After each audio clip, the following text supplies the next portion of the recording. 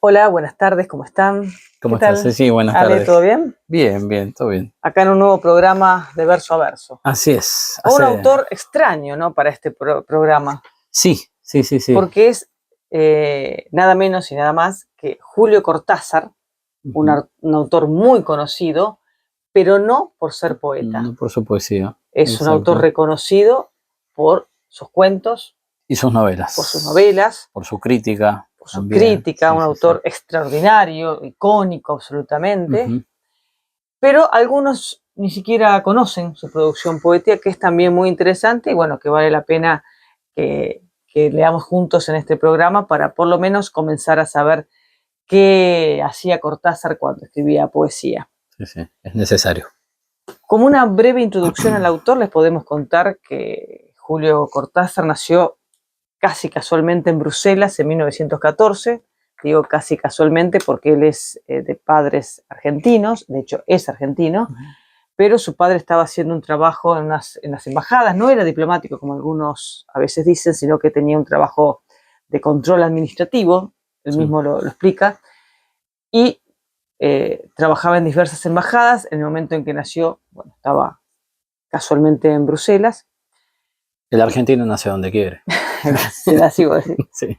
Y en realidad ahí estuvo un tiempo, se desató la guerra, logran trasladarse y ya muy pequeños viene para la Argentina y se ubica en un pueblo que en ese momento era un pueblo cercano a la capital, Banfield, que hoy es parte de la enorme ciudad de Buenos Aires. Él se define a sí mismo como un niño solitario, ¿no? Sí. Sensible, introvertido. Su padre los deja muy joven, cuando era muy chico, su padre se va, los deja, así que la madre, que era una mujer muy culta, pero bueno, en esa época no era habitual que trabajaran, tiene que ponerse en algún pequeño trabajo y pasan bastante necesidad económica. Él de muy pequeño empezó a escribir.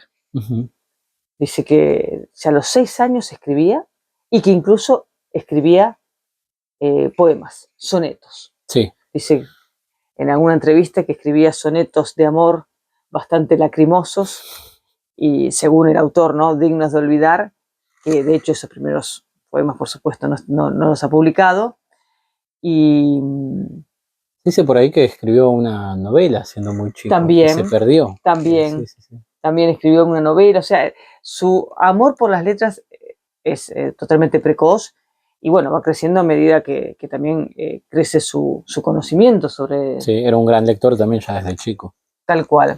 Y él estudia allí en Banfield la primaria, la secundaria, y después hace en la capital federal, en el Instituto Mariano Acosta, el profesorado de letras, y ejerce un tiempo como profesor en distintas ciudades del interior de la provincia de Buenos Aires. Después da clases también en alguna de las incipientes universidades del interior también, las recientemente creadas, en ese momento recientemente creadas. Y bueno, y de a poquito empieza a crecer en el mundo literario,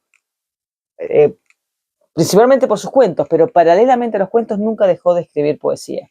Así es. Y como algún dato más, en 1951 se autoexilia, se va a París, donde va a vivir el resto de su vida hasta su muerte en 1984.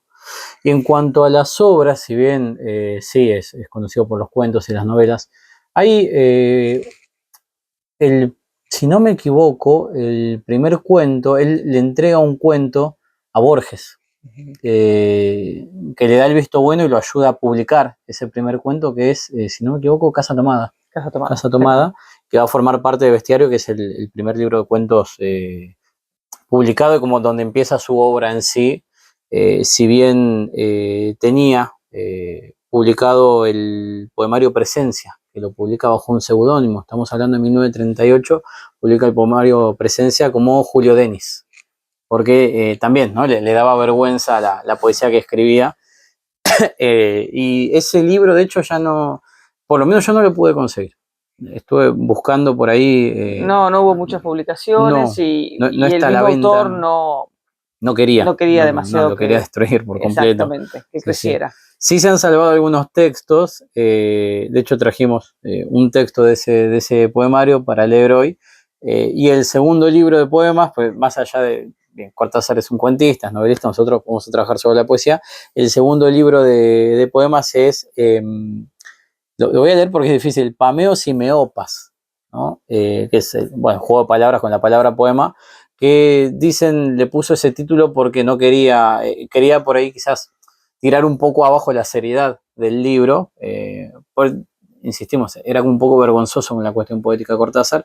Ese libro lo publica en el 71 y el último poemario que publica es el que tenemos acá, Salvo el Crepúsculo, que es el más editado, de hecho, en el 84, es el más conocido, es el último libro que publica en vida. Después viene toda su obra póstuma. Pero sí, este libro es el más conocido. De Pameos y Meopas pude encontrar por ahí una edición que se vende en internet, bastante cara, bastante salada, porque trae dibujos, trae ilustraciones. Es un libro breve, pero en el caso de Salvo el Crepúsculo hay de todo. Tiene, de hecho, ahí estoy viendo poemas manuscritos.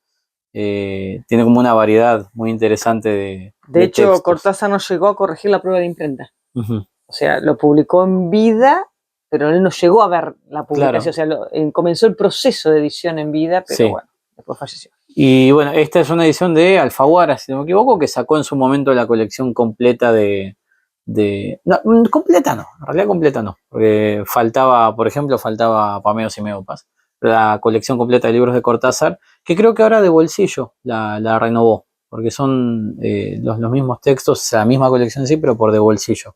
Este yo lo compré con el diario La Nación en su momento. Las colecciones que sacaban los diarios. Sí.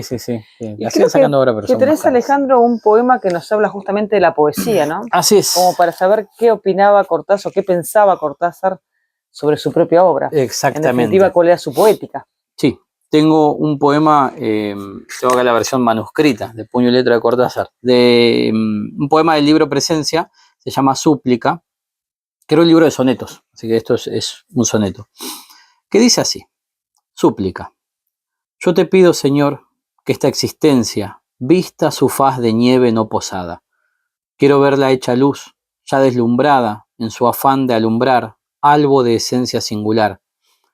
Que no sea su presencia un número en la cifra inacabada.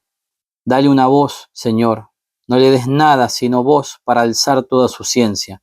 Yo te pido un latido del futuro en que el mundo comprenda que ha tenido fragmentos de su Dios en un poeta. Dale voz y valor frente al oscuro, luego déjalo solo, que ha nacido para surcar el viaje hecho saeta.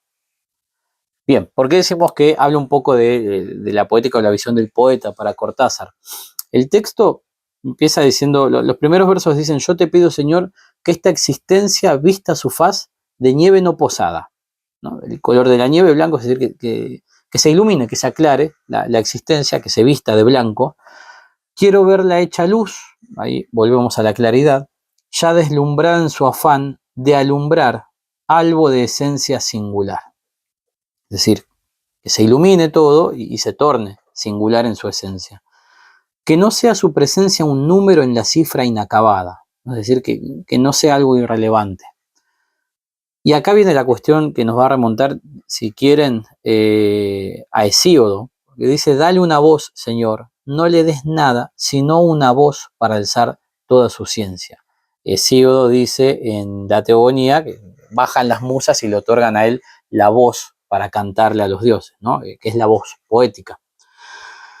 Yo te pido un latido del futuro en que el mundo comprenda que ha tenido fragmentos de su Dios en un poeta. Y ahí vamos por partes, ¿no? Un latido de futuro, vaticinio, quizás, ¿no? El poeta es el vate, el que adivina el futuro, en que el mundo comprenda, es decir, que todo el mundo comprenda que ha tenido fragmentos de su Dios en un poeta. Nosotros un montón de veces, lo hemos dicho esto, vimos que varios poetas plantean, y por ahí me acuerdo de Claudia Lars, el trabajo del poeta como un trabajo sagrado, ¿no? Una especie de misión dada por los dioses, y acá Cortázar dice: hay fragmentos de Dios en el poeta. La poesía como una forma de mostrar la trascendencia, claro, lo inasible. Como En definitiva, para conectar con lo elevado, claro. Tal cual. Sí, pero no son fragmentos de Dios en tanto el poeta es un Dios, sino el poeta trae a Dios. la poesía. Dale voz y valor frente a lo oscuro, ¿no? Es decir, frente a la adversidad, la voz, esa voz sagrada, dorada. Luego, déjalo solo. Y ahí está la labor del poeta, es decir, elevarse, ver lo que hay ahí más allá, comunicarlo, pero después el poeta se queda solo. De hecho, lo hemos visto con varios poetas que trabajamos, no tenían las vidas más alegres, más contentas. No, precisamente. No, todo lo contrario. Déjalo solo, que ha nacido para surcar el viaje hecho saeta. Lo veloz, lo efímero, quizás, pero en esa velocidad de la saeta, lo que queda, lo que permanece es el poema, la poesía en sí y lo sagrado que transmite. Fíjense que siempre relacionando este poder de transmisión de lo sagrado en la poesía y no tanto en la prosa. Así es. ¿No? Sí. Es el género más elevado, sin duda, la poesía. Sí. Por eso también es el más difícil, ¿no? Claro. De hecho, Cortázar es muy poético en varios de sus textos en prosa. Sí, absolutamente. Sí. ¿A quién no le han leído, no sé, el capítulo 7 de Rayuela? Claro. Sí. A mí me lo han leído, por suerte. Bien, ¿con qué seguimos, Ceci? Yo tengo un poema que tiene de versos libres, ya no es un soneto, y se llama El futuro, está dentro de esta última publicación del autor, Salvo el crepúsculo, y si te parece lo leo. Bien. Y sé muy bien que no estarás en la calle, en el murmullo que brota de noche, de los postes del alumbrado, ni en el gesto de elegir el menú, ni en la sonrisa que alivia los completos en los subtes, ni en los libros prestados, ni en el hasta mañana. No estarás en mis sueños, en el destino original de mis palabras, ni en una cifra telefónica estarás, o en el color de un par de guantes o una blusa. Me enojaré, amor mío, sin que sea por ti, y compraré bombones, pero no para ti. Me pararé en la esquina a la que no vendrás y diré las palabras que se dicen, y comeré las cosas que se comen, y soñaré los sueños que se sueñan. Sé muy bien que no estarás, ni aquí adentro, la cárcel donde aún te retengo, ni allí afuera, este río de calles y de puentes. No estarás para nada, no serás ni recuerdo, y cuando piense en ti, pensaré un pensamiento que oscuramente trata de acordarse de ti. Muy bueno. Hermoso poema, triste tal vez, ¿no? Sí, triste. También triste. Y arranquemos por el título, ¿no? El futuro. O sea, él está haciendo una predicción en un presente donde ve un futuro, como decíamos, no feliz, al menos. Sí. Y dice, y sé muy bien, o sea, hay certeza sobre ese futuro, ¿no? Que no estarás. O sea, lo que entristece, lo que ensombrece ese futuro es una ausencia, no estarás. O sea que en el primer verso tenemos el yo poético y el tú. No estarás en la calle, en el murmullo que brota de noche, en los postes del alumbrado, ni en el gesto de elegir un menú, ni en la sonrisa. O sea, no va a estar ni en el espacio, ni en lo pequeño, ni en lo cotidiano, ¿sí? Que alivie los completos en los subtes, ni en los libros prestados, ni en el hasta mañana, o sea, en el todos los días. Insiste, no estarás en mis sueños, o sea, hasta el olvido es posible. En el destino original de mis palabras, o sea, no le va a poder hablar. Ni en una cifra telefónica, no la va a poder llamar. O en el color de un par de guantes o una blusa, no la va a poder ver. Me enojaré, le habla a su amor, ¿no? Me enojaré, amor mío, sin que sea por ti. O sea, va a haber un enojo, pero no por ella. Tal vez por su ausencia, ¿no? Claro. Y compraré bombones, pero no para ti. O sea, las acciones que van a hacer van a perder sentido, porque ella no va a estar. Me pararé en la esquina a la que no vendrás. O sea, cada cosa, cada situación, cada lugar, cada acción pierde el sentido frente a la ausencia, ¿no? Bien, sí. Me pararé en la esquina a la que no vendrás. Diré las palabras que se dicen, casi repetido, rutinario. Comeré las cosas que se comen. Soñaré los sueños que se sueñan. Y sé muy bien que no estarás. O sea, hará todo en forma rutinaria, pero no estarás. Claro, sigue la vida, pero sigue la vida sin esa persona. Ni aquí adentro, la cárcel donde aún te retengo, o sea, en su corazón, podemos entender, ni allá afuera, este río de calles y de puentes en la ciudad, no estarás para nada, no serás ni recuerdos, el temor del olvido, ¿no? Ujú. Y cuando piense en ti, pensaré un pensamiento, o sea, no va a recordarla a ella en sí, sino el recuerdo del recuerdo, el pensamiento, que oscuramente trata de acordarse de ti. O sea, se vuelve como inasible, ¿no? No la podrá recordar totalmente a ella, sino el recuerdo del recuerdo, que buscará encontrarse con ella. Y que en cierta forma todavía está, ¿no? Exacto. Es decir, sí, voy a olvidarme, pero en realidad voy a pensar en un pensamiento que trate de acordarse de vos. Es decir, no termina de soltar del todo a esa persona. Nostálgico, pero bello. Sí, sí, sí, sí. Es un poema que gusta mucho, a mis alumnos les gusta mucho. Suelo leérselos.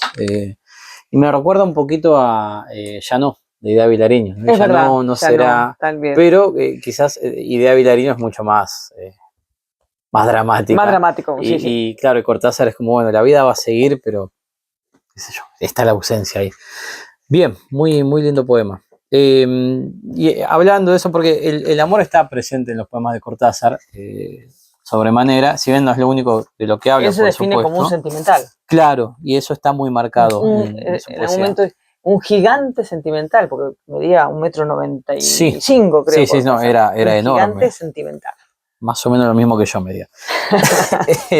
Pasa que no lo ven porque estoy sentado. Y yo voy a ir con un poema que se llama Los amantes. Si bien en ese caso tenemos la ausencia ya, que es una forma muy, muy triste pero muy linda también, ¿no? de marcar esto, el fin de una relación. Acá tenemos la relación en sí, los amantes. Vamos a leerlo y ahora lo comentamos. Los amantes. ¿Quién los ve andar por la ciudad si todos están ciegos? Ellos se toman de la mano. Algo habla entre sus dedos, lenguas dulces lamen la húmeda palma, corren por las falanges y arriba está la noche llena de ojos. Son los amantes, su isla flota a la deriva hacia muertes de césped, hacia puertos que se abren entre sábanas.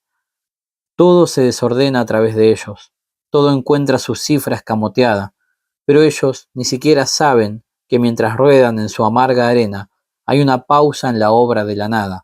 El tigre es un jardín que juega. Amanecen los carros de basura, empiezan a salir los ciegos, el ministerio abre sus puertas.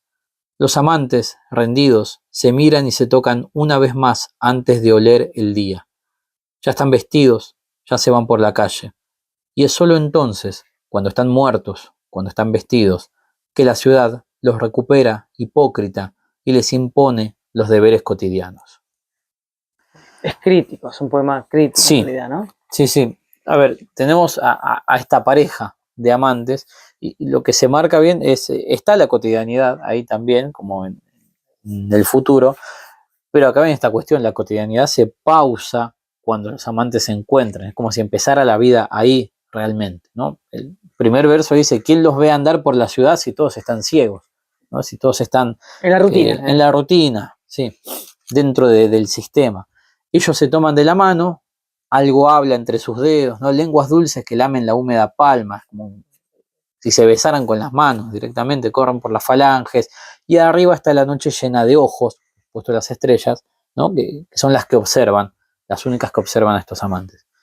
Son los amantes, su isla flota a la deriva, están totalmente separados del mundo cuando están juntos, hacia muertes de césped, puertos que se abren entre sábanas, la cama, ¿no? la unión física, todo se desordena a través de ellos, todo encuentra su cifra escamoteada, ¿no? Pero ellos ni siquiera saben, ¿no? que mientras están juntos pasa algo afuera, ¿no? Hay una pausa en la obra de la nada.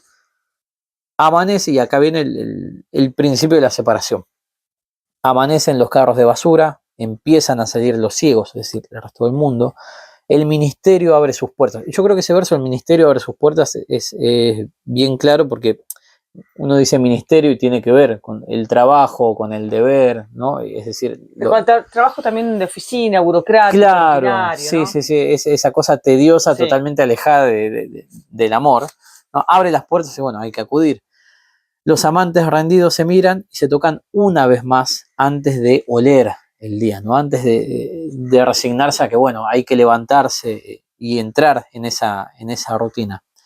Ya están vestidos, ya se van por la calle, y es solo entonces cuando están muertos, cuando están vestidos, ¿no? Es decir, estar muertos y estar vestidos es lo mismo, que la ciudad los recupera hipócrita y les impone los deberes cotidianos. El único momento en el que están realmente vivos es cuando están solos, juntos, y bueno, la vida cotidiana es una vida que en realidad no es vida porque no está esa persona que se ama. Muy bueno. Yo tengo uno más, si te parece, Sí. Ale, para compartir. Es curioso desde el título porque dice para leer en forma interrogativa, pero el poema no tiene signos de interrogación. Pero bueno, habrá que hacerle caso al título. Sí. Pero entra este juego ya desde esta frase, ¿no? Es una afirmación el poema, formalmente es una afirmación, pero nos avisan, es para leer en forma interrogativa. O sea, entrando en tensión ya entre el modo que tiene este poema. ¿Qué dice? ¿Has visto, verdaderamente has visto, la nieve, los astros, los pasos afelpados de la brisa? ¿Has tocado, de verdad has tocado, el plato, el pan, la cara de esa mujer que tanto amas? ¿Has vivido, como un golpe en la frente, el instante, el jadeo, la caída, la fuga? ¿Has sabido, con cada poro de la piel sabido, que tus ojos, tus manos, tu sexo, tu blando corazón, había que tirarlos, había que llorarlos, había que inventarlos otra vez? Breve. Sí. No tiene rima, pero tiene una enorme musicalidad. Sí. Un ritmo. Sí, muy rítmico. Un ritmo enorme. Que cambia mucho si uno lo lee en forma afirmativa que interrogativa. Sí. Yo lo leí en forma interrogativa, como decía el título, ¿no? Y ahí es una pregunta, ¿no? Y en esa pregunta es como que interpela, ¿no? al lector en cuanto si ha sabido vivir verdaderamente, ¿no? Claro. ¿Has visto verdaderamente, has visto a la nieve, los astros, los pasos felpados de la brisa? O sea, ¿realmente viste el mundo? ¿Has tocado, la verdad, has tocado el plato, el pan? O sea, ¿sentiste las cosas? ¿Has vivido, sí, como un golpe en la frente, en el instante, el jadeo, la caída, la fuga? ¿Has vivido todo? ¿Lo has vivido? ¿Has sabido? ¿Has conocido? Que tus ojos, tus manos, tu sexo, tu blando corazón, había que tirarlos, había que llorarlos, había que inventarlos otra vez. ¿Vos sabías que había que renovarse? Claro. Ahora, es el concepto, ¿no? La renovación. Si lo leyéramos en forma afirmativa, es una persona que ha vivido, que ha visto y que ha sabido. O sea que si salteáramos el título, el poema es una confirmación de que ha podido, de que de ese tú, a quien le habla el poema, ha podido vivir. Pero el título lo vuelve a la duda completa. Y en esa vacilación creo que juega el significado del poema, ¿no? Sí. Entre el vivir y el saber que ha vivido. Entre el ver y preguntarse si realmente ha visto. Sí, y es interesante el juego porque, quizás no lo mencionamos, si bien empezamos con un soneto, salvo el crepúsculo hay un montón de juego en cuanto a la poesía. Pues, a ver, Cortázar, a Cortázar le encantaba toda esta cosa vanguardista, experimental, y en este libro se ve mucho. De hecho, el primer poema que leímos es el único que está con verso medido, después es todo verso libre, claro, hay muchos juegos, esta cuestión del título y el poema, juegos de palabras. De hecho, salvo el crepúsculo, tiene varios poemas que van acompañados como de una especie de nota o reflexión de Cortázar. Y hay poemas, bueno, ahí lo tenemos uno, ¿no? En cuanto a la disposición en horizontal. Por la extensión de los versos. Sí. La extensión de los versos hace que se tenga que mostrar así. Y hay poemas donde uno quizás no llega a entender si lo que está leyendo es un comentario al final del poema o es el poema que continúa. Tiene mucha cuestión experimental acá Cortázar. Poemas en prosa, poemas en diálogo, que la verdad lo enriquecen mucho y se ve ahí, en ese poema se ve, ¿no? La cuestión lúdica de Cortázar con la poesía. Bueno, para seguir yo tengo dos más, si te parece. Muy bien. Cerramos con esos. Sí. El primero se llama El Niño Bueno. Vamos por acá, 136. Que sigue un poco la temática del amor y el siguiente va a cambiar un poco. El niño bueno. No sabré desatarme los zapatos y dejar que la ciudad me muerda los pies. No me emborracharé bajo los puentes, no cometeré faltas de estilo. Acepto este destino de camisas planchadas. Llego a tiempo a los cines, cedo mi asiento a las señoras. El largo desarreglo de los sentidos me va mal. Opto por el dentífrico y las toallas. Me vacuno. Mira qué pobre amante incapaz de meterse en una fuente para traerte un pescadito rojo bajo la rabia de gendarmes y niñeras. Bien. A ver, se llama El Niño Bueno, ¿no? Obviamente, los primeros versos, de hecho, a mí me recuerdan a cuando mi mamá me hacía escribir 100 veces, no tengo que mentir, no tengo que portarme mal. Porque dice, no sabré desatarme los zapatos y dejar que la ciudad me muerda los pies, no me emborracharé, no cometeré faltas de estilo. Es decir, no voy a hacer ninguna de estas cosas, no voy a comportarme mal. O sea, una promesa de los 10 mandamientos casi. Claro, sí. De cumplirlos. Y está todo en futuro. Después viene al presente y dice, acepto este destino de camisas planchadas, ¿no? De ser el niño bueno que está siempre prolijo. Llego a tiempo a los cines, cedo mi asiento a las señoras. El desarreglo de los sentidos me va mal. Opto por el dentífrico de las toallas, soy limpio, me vacuno, ¿no? Cuido mi salud.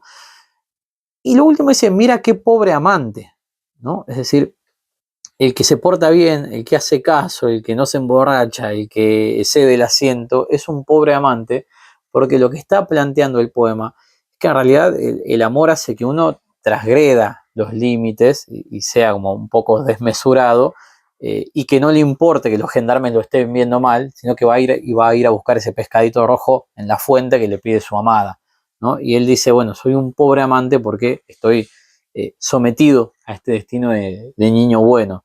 Lo que es un poquito como poner sobre la mesa, mostrar esto, ¿no? Bueno, ¿qué hace el amor con uno? Le da vuelta a todo el esquema. Por lo menos en una primera instancia, ¿no? Estamos hablando de un primer enamoramiento. Después uno se calma, pero al principio uno comete locuras por amor. Y otra forma del amor que está en Cortázar es el de la amistad, que es con el que ya quiero terminar. Hay un poema que se llama Los amigos. Cortázar decía que tenía pocos amigos, pero muy buenos. Sí. Y acá este poema está dedicado a los amigos. De hecho se llama Los amigos. En el tabaco, en el café, en el vino, al borde de la noche se levantan como esas voces que a lo lejos cantan, sin que se sepa qué, por el camino. Livianamente, hermanos del destino, dioscuros, sombras pálidas, me espantan las moscas de los hábitos, me aguantan que siga a flote en tanto remolino. Los muertos hablan más, pero al oído, y los vivos son mano tibia y techo, suma de lo ganado y lo perdido. Así un día, en la barca de la sombra, de tanta ausencia abrigará mi pecho esta antigua ternura que los nombra. Un soneto. Acá empezamos con un soneto, cerramos, no estaba calculado, pero cerramos con un soneto. Y la importancia de los amigos, ¿no? Y esto, a ver, el tabaco, el café, el vino, es decir, también todo lo cotidiano acá, pero en este caso no es lo cotidiano en tanto el trabajo, la oficina, sino lo que se comparte el día a día, ¿no? Al borde de la noche, y dice como esas voces que a lo lejos cantan sin que se sepa qué por el camino. Livianamente, hermanos del destino, ¿sí? Sino de sangre de la vida, dioscuros, sombras pálidas, me espantan las moscas de los hábitos. Es decir, vienen a sacarle un poco de las cosas cotidianas que sí son aburridas o que matan, ¿no? Me aguantan que siga a flote en tanto remolino. Es muy argentino ese me aguantan, ¿no? Me soportan. Los muertos hablan más, porque hay amigos que no están, ¿no? Pero al oído, es decir, en la soledad. Y los vivos son mano tibia y techo, ¿no? Le dan el calor y le dan el refugio, sí, el cobijo. Suma de lo ganado y lo perdido. Termina diciendo así un día en la barca de la sombra, ¿no? Es decir, cuando ya esté en su peor momento o tras la muerte, de tanta ausencia, abrigará mi pecho esta antigua ternura que los nombra. Es decir, el último refugio es esa ternura, el amor de la amistad. Bueno, a leer Cortázar, ¿no? Así es. A leer los poemas de Cortázar. Sí, los poemas. Conocerlo sí, en esta nueva vertiente. ¿Por qué no? Sí. Y si encuentran alguno de los otros dos libros por ahí, nos lo mandan, que está difícil conseguirlos. Pero bien, hemos llegado hasta aquí. ¿Algún anuncio, algo para decir? Mientras en el próximo verso a verso, sí, ¿no? Nos vemos en el próximo verso a verso. Chao. Chao.